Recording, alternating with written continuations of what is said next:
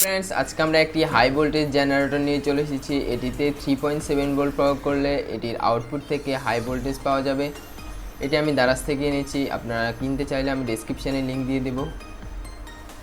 এটি হচ্ছে output wire, এটি থেকে হাই ভোল্টেজ জেনারেট করবে। আউটপুট ওয়্যারগুলোতে ভালোভাবে ইনসুলেশন ব্যবহার করা হয়েছে যাতে এটি হাই ভোল্টেজ সহ্য করতে পারে। আমরা এটি অপারেট করার জন্য 3.7 ভোল্ট লিথিয়াম আয়ন ব্যাটারি নিয়েছি।